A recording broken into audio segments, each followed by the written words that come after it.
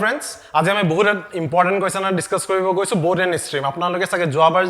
যিসকলে ADRE দিছিলে boat and ষ্ট্ৰীমৰ প্ৰশ্ন পাইছে আৰু আজিলৈকে যিমান কম্পিটিটিভ এক্সাম দিছে সবতে বোট এণ্ড ষ্ট্ৰীমৰ এটা হলে প্ৰশ্ন পাইছে গতিকে আমি সেই ইম্পৰ্টেন্ট কোৱেশ্চনটোকে আজি আমি ডিসকাস কৰো বোট এণ্ড ষ্ট্ৰীমটো আমি বহুত সহজ ধৰণে আমি কেনেকৈ কৰিব পাৰো ইয়াত সব আপোনালোকৰ কাৰণে মই কোৱেশ্চনটো লিখি থৈছো এ boat takes 4 hours to travel 24 kilometer upstream and took 2 hours to travel the same distance downstream. Find the speed of the boat in still water and the speed of the stream. Yes, sir. I underline kori disu. Ki underline kori disu? Kisuman shobd underline kori disu. Kyo underline kori disu? Apnalok eta buji pabo. Yes, sir. I short ke first underline korisu upstream. Tar pichon moi yat underline korisu same distance. Tar pichon underline korisu downstream. Tar pichon underline korisu still water. Tar pichon কইছো মই speed of the স্ট্ৰীমত okay এটা সবতকে প্ৰথমত আমি বুজো এটা boat and স্ট্ৰীমত ন হয় নকি স্ট্ৰীম মানে কি হয় বোট মানে কি হয় বোট মানে তো আপোনালোকে সকলোৱে গম পাই আছে ইয়াত মই এটো পানী আকিলো পানী মানে হৈ গল আপোনাৰ স্ট্ৰীম মই এটা সব পানীটো মানে নদীৰ পানীটো বৈ না থাকে জানো এটা নদীৰ পানীটো যেহেতু বৈ থাকে কোন দিশত বৈছে সেই কাৰণে মই সেই এৰোডাল দি দিলো আৰু ইয়াত নদীৰ ওপৰত আছে আপোনাৰ আছে নাওখন এটা নাওখনো হয়তো এটো সাইডলৈ যাব নাইবা এই সাইডলৈ যাব প্ৰথমত কৈছো মই নাওখন এই সাইডত গৈ আছে এই ফাৰ্স্ট কেছটো আমি কি বুলি কম bote ক'ত গৈছে এটো ডাউন ষ্ট্ৰীম মানে পানীৰ হুটৰ দিশত যদি যায় তেনেহলে আমি তাক কম ডাউন ষ্ট্ৰীম এটো হৈ গল কেছটো ডাউন ষ্ট্ৰীমৰ downstream আৰু যদি পানীৰ হুটৰ বিপৰীতে যায় এটা নাও এটা যদি পানীৰ হুটৰ বিপৰীতে যায় ইয়াৰ ওপৰত মই আকিছো এটো নাও হৈ গল এই বিপৰীত ডাইৰেকচনত গৈছে তাৰ এই পানীৰ এই নাওৰ স্পিডটো আমি কি বুলি কম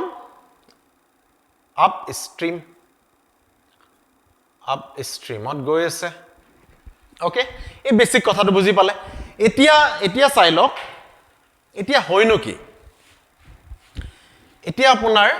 যেতিয়া ডাউন ষ্ট্ৰীম হয়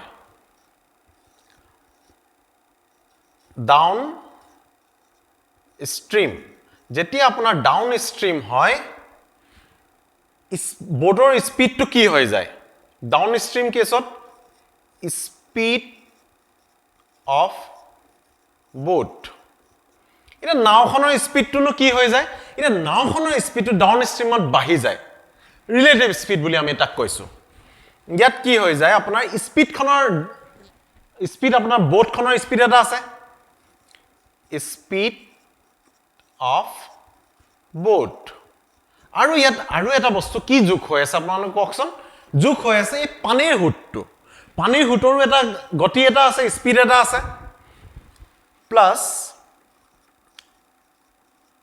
speed of stream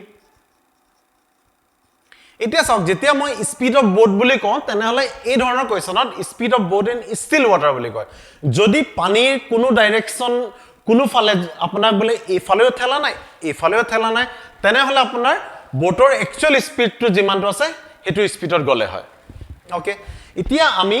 নেক্সট কেছটো বুজো আপষ্ট্ৰীমত কি হয় আপষ্ট্ৰীম মানে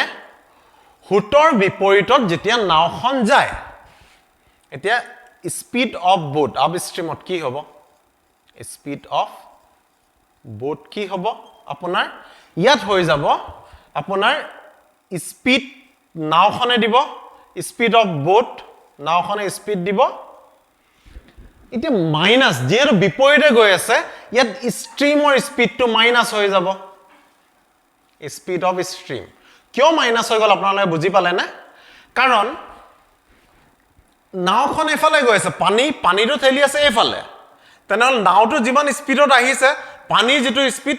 সেই স্পিডটো কি কৰিছে কাটি দিছে গতিকে সেই কাৰণে আমি মাইনাস কৰি দিও সেই হিচাপত আপোনাৰ যিমানটো যাব লাগিছিলে এটা নৰমাল পানী যত হুড নাই তাতকে কম যাব কিমান কম যাব পানীৰ স্পিডটো যিমানটো আছে হিমানটো কম যাব ওকে এই কথাটো বেছিক বুজি ললে এতিয়া আমি প্ৰশ্নলৈ আহো এতিয়া আমি প্ৰশ্নলৈ আহো এটা প্ৰশ্নটো হৈ গল প্ৰশ্নটো কি হল ইয়াত আমাৰ কি দিয়া আছে A boat takes 4 hours to travel 24 kilometer upstream. Okay. Speed of boat in upstream. Speed of boat in upstream. Iti apnaloke gom paise ki speed equal to hoy distance upon time. নহয় জানো এটা speed of boat in আপস্ট্ৰীম এটা কিমান kilometre গৈছিলে আপোনাৰ কিমান kilometre গৈছিল 24 kilometre গৈছিলে হেতু যাবলৈ আপোনাৰ টাইম কিমান লাগিছিলে আপোনাৰ কিমান বুলি কৈছে আপস্ট্ৰীমত 4 আৱাৰ্স লাগিছিলে এটো হৈ গল 24 কিলোমিটাৰ টাইমটো লাগিছে 4 আৱাৰ্স তাৰ মানে হৈ গল আপুনি যেতিয়া ইয়াক হৰণ কৰি দিয়ে আপুনি পায় 6 কিলোমিটাৰ পাৰ আৱাৰ নহয় জানো এতিয়া আমি আপ ষ্ট্ৰীমৰ স্পিডটো উলালো এতিয়া আমি ডাউন ষ্ট্ৰীমৰ স্পিডটো উলাও নাওখনৰ ডাউন ষ্ট্ৰীমত স্পিড কিমান হ'ব speed of boat in downstream okay এটা ডাউন ষ্ট্ৰীমত কিমান ডিসটেন্স হয় ইয়াত চাও মই মাৰ্ক কৰি থৈছো সেম ডিসটেন্স বুলি কয় সেম ডিসটেন্স মানে একেটা এই 24 কিলোমিটাৰে ডাউন ষ্ট্ৰীমতো যায় টাইমটো কিমান লাগে 2 ঘন্টা সময়টো চাওকচোন ইয়াত 4 ঘন্টা লাগিছিল ইয়াত 2 ঘন্টা ডাউন ষ্ট্ৰীমত কিয় কাৰণ স্পিডটো বাঢ়ি যায় নাওখনৰ স্পিড আৰু পানীৰ যেটো স্পিড থাকে হে দুটা যোগ হৈ যায় ইয়াত হৈ গল টাইম কম লাগিছে 2 আৱাৰ্স মানে ইয়াত হৈ গল speed of the boat in down ষ্ট্ৰীমটো হৈ গল আপোনাৰ 12 কিলোমিটাৰ পাৰ আৱাৰ হৈ গল ওকে আৰু আমাৰ এতিয়া লাগে চাওক find the speed of the boat in still water and the speed of the stream is in still water মানে আপোনালোক কৈছিল still water মানে যদি কোনো ধৰণৰ পানীৰ আপোনাৰ প্ৰেসাৰ না থাকে না এফালে আছে না এফালে আছে তাকে আমি কি কওঁ এটা নরমাল ওয়াটার যদি যায় তেনে হলে বোটৰ আসল স্পিডটো লাভ হেতুকে আমি কি বুলি কওঁ still water বুলি কওঁ আৰু the speed of the stream এতিয়া দুটা বস্তু দুটা কোয়ান্টিটি আমি না জানো তেনে হলে এটা কোয়ান্টিটি আমি কি ধৰি লব লাগিব আমি ধৰি লব লাগিব x এতিয়া আমি ধৰি লৈছো স্পিড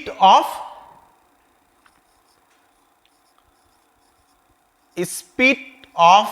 দি stream আমি ধৰি লৈছো stream কিমান ধৰি লৈছো আমি speed of the stream ধৰি লৈছো আমি x কিলোমিটাৰ পাৰ আৱাৰ ধৰি লৈছো আমি কিমান কিলোমিটাৰ পাৰ আৱাৰ ধৰি লৈছো x কিলোমিটাৰ পাৰ আৱাৰ ধৰি লৈছো এতিয়া speed of the stream x kilometre যদি পাৰ আৱাৰ হৈ গল তেনে হলে আমি জানো speed of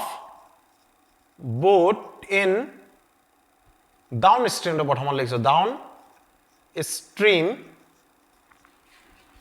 equal to speed of boat in still water plus speed of the stream এটোৱে নহয় জানো এটোৱে হয় আমি অলৰেডি ইয়াৰ আগত চাইছিলো এতিয়া চাওক speed of the boat in down stream আপোনালোকৰ লগত আছে নেকি আছে নে নাই আছে speed of the boat in down stream কিমান আছে আপোনাৰ 12 কিলোমিটাৰ পাৰ আৱাৰ আছে এতিয়া চাওক কি আছে স্পিড অফ দি ষ্ট্ৰীম আছে নে স্পিড অফ দি ষ্ট্ৰীম আছে কিমান আছে আপোনাৰ x কিলোমিটাৰ পাৰ আৱাৰ আছে ওকে এতিয়া আপোনাৰ স্পিড অফ দি ষ্ট্ৰীম আছে x কিলোমিটাৰ পাৰ আৱাৰ আছে speed of the boat in still water নাই আমাৰ speed of the boat in still water to আমাৰ নাই তেনে হলে আমি এটো লিখিলো speed of the boat বুলি simply লিখি থৈ দিছো ওকে ঠিক আছে ইয়ালৈকে এতিয়া আমি ডাউন ষ্ট্ৰীমটো লিখিলো এতিয়া আমি আপ ষ্ট্ৰীমটো লিখো ঠিক আছে এতিয়া আমি লিখিছো suppose speed of boat in upstream upstream লিখিলো ইয়াত আপষ্ট্ৰীমত কি হয় বুলি কৈছিলো আপোনাৰ speed of boat minus speed of stream নহয় জানো ইয়াত speed of boat in upstream equal to speed of boat minus speed of stream এতিয়া চাওক আপোনালোকৰ লগত স্পীড অফ বোট ইন আপষ্ট্ৰীমটো আছে নে আছে কিমান আছে আপোনালোকৰ 6 কিলোমিটাৰ পাৰ আৱাৰ আছে আৰু আপোনালোকৰ স্পীড অফ বোটটো আমাৰ নাই সেইকাৰণে আমি স্পীড অফ বোট বুলি লিখিছো মাইনাস এটো কি মাইনাস হ'ব আপোনালোকৰ স্পীড অফ ষ্ট্ৰীমটো আছে নে আছে কিমান x কিলোমিটাৰ পাৰ আৱাৰ আছে ঠিক আছে ওকে এতিয়া চাওক মই এটু কৈছো আপোনাৰ নাম্বাৰ 1 ইকুৱেচন এটু কৈছো মই নাম্বাৰ 2 ইকুৱেচন এতিয়া মই ওপৰটো মোহাৰিব লাগিব ওপৰটো মই মোহাৰি দিছো ওকে আপোনালোকে এটা কথা মনত ৰাখিব যে আমি স্পীড অফ ষ্ট্ৰীমটো কিমান ধৰিছিলো x ধৰিছিলো ওকে এতিয়া চাওক যদি মই স্পীড অফ ষ্ট্ৰীম ইয়াৰ পৰা মই যদি লিখো সৰি স্পীড অফ বোট বুলি লিখো ইয়াৰ পৰা লিখো তেনেহলে মই কি লিখিম এই স্পীড অফ বোট আছে x এফালে লৈ আহিব speed of boat equal to 12 minus x হৈ যাব নহয় জানো ইয়াত 12 টো আছে এফালে প্লাস x হৈ আছে এফালে হৈ গল মাইনাস x তাৰ পাছত মই এই কেছৰ বা সেকেন্ড নম্বৰ ইকুৱেচনৰ পৰা মই লিখিছো স্পীড অফ দি বোট মই শৰ্টত লিখিছো speed of boat equal to কি হৈ যাব এফালে 6 আছে এফালে কি আছে মাইনাস x আছে এই সাইডলৈ ইকুৱেচনৰ এই ইকুৱেলিটি অপজিট সাইডত আহি গলে এটো কি হৈ যাব আপোনাৰ 6 প্লাস x হৈ যাব এতিয়া চাওক এটো ইকুৱেচন আৰু এটো ইকুৱেচন একেটা কথা কৈ থকা নাই নে কিহৰ কথা কৈছে স্পীড অফ দি বোট তেনেহলে এই স্পীড অফ দি বোট দুটাটোৱে একে হয় তেনেহলে আমি এটুক আমি কি কৰি দিও আমি এই দুটাক আমি ইকুৱেল বুলি লিখিব পাৰো 12 minus x equal to 6 plus x এতিয়া চাওক মই 6 টো এফালে লৈ যোৱাৰ ফলত কি হৈ যাব 12 minus 6 minus x equal to এফালে বাছি গল x এফালে হৈ গল এটো 6 x টো যদি মই এফালে পঠিয়াই দিও প্লাস x হৈ যাব মই তলৰটো মোহাৰি দিছো আপোনালোকে বুজি পাইছে চাগে ওকে এতিয়া চাওক 6 equal to হৈ গল 2x গতিকে x equal to হৈ গল 6/2 x equal to হৈ গল 3 কিলোমিটাৰ পাৰ আৱাৰ দেখিছেনে এটা x টো কি আছিল আমাক খুদিছিল ইয়াত স্পীড অফ দি ষ্ট্ৰীম আৰু আমি স্পীড অফ দি ষ্ট্ৰীম আমি ধৰিছিলো x কিলোমিটাৰ বুলি ধৰিছিলো ওকে তেনেহলে আমি পাই গলো therefore স্পীড অফ ষ্ট্ৰীম আমি পাই গলো কিমান পালো আমি 3 কিলোমিটাৰ পাৰ আৱাৰ এতিয়া পৰীক্ষাত আপোনাক আৰু এটা সুধিছে কি সুধিছে আপোনাক speed of the boat in still ৱাটাৰটো মই নিলিখাকে মই কি লিখিছিলো স্পীড অফ দি বোট বুলি লিখিছিলো এতিয়া চাওক এই 3 টো আমি যি কোনো 3 বা 4 নম্বৰ ইকুৱেচনত আমি বহাই দিও আমি 3 নম্বৰ এটো 3 নম্বৰ ইকুৱেচনত বহাই দিও suppose speed of boat equal to 12 minus x হয় তেনেহলে 12 x ৰ ভ্যালুটো আমি কি পালো 3 পালো মানে হৈ গল 9 কিলোমিটাৰ পাৰ আৱাৰ দেখিলে না এতিয়া স্পীড অফ দি বোট কিমান হৈ গল আমাৰ 9 কিলোমিটাৰ পাৰ আৱাৰ এতিয়া এই বস্তুটো যদি আমি এটুত বহালো হয় স্পীড অফ দি বোট এটো 4 নম্বৰ ইকুৱেচনত বহালো হয় তেতিয়াও আমি 9 কিলোমিটাৰ পাৰ আৱাৰ পালো হয় কেনেকৈ চাও ইয়াত 6 আছে প্লাস 3 টো আমি কিমান পাইছো x to কিমান পাইছো 3 পাইছো 6 plus 3 9 kilometre per hour speed of the boat আমি এই ধৰণে আমি কি উলালো আমি স্পীড অফ দি ষ্ট্ৰীম আৰু স্পীড অফ দি বোট উলালো এতিয়া কথা হৈ গল ইয়া দুটা ধৰণৰ কোৱান্টিটি হুদিছে সাধাৰণতে পৰীক্ষা ADRE নিচিনা পৰীক্ষাত এই দুটা কোৱান্টিটি সাধাৰণতে নুহুদে কিন্তু আমি আমাৰ প্ৰস্তুতিটো সেই লেভেলত চলাব লাগে যে এই ধৰণৰ যদি প্ৰশ্ন আহে তেনেহ'লে আমি বহুত সহজ ধৰণে কৰিব পাৰিম আজি মই আপোনালোকক এই প্ৰশ্নত বহুত বেছিকৰ পৰা আমাৰ ফাণ্ডামেণ্টেলটো কি হয় তাৰ পৰা আমিনো কেনেকৈ কৰিব পাৰোঁ কাৰণ শ্বৰ্টকাটটো আপুনি চাব গ'লে বহুতখিনি ইউটিউব চেনেল আপোনালোকে শ্বৰ্টকাট পাই যাব কিন্তু ফাণ্ডামেণ্টেলটো আপোনালোকে বুজি পালেহে যিকোনো ধৰণৰ প্ৰশ্ন কৰিব পাৰিব গতিকে মই ভাবোঁ যে আপোনালোকে বুজি পালে বৰ্ড এণ্ড ষ্ট্ৰীমৰ মোৰ শুভেচ্ছা থাকিলে যে আপোনালোকে ADRE এক্সামত বৰ্ড এণ্ড ষ্ট্ৰীমৰ প্ৰশ্ন আহিলে যিকোনো প্ৰশ্ন হ'লে আপোনালোকে সকলোৱে কৰিব পাৰিব বাই বাই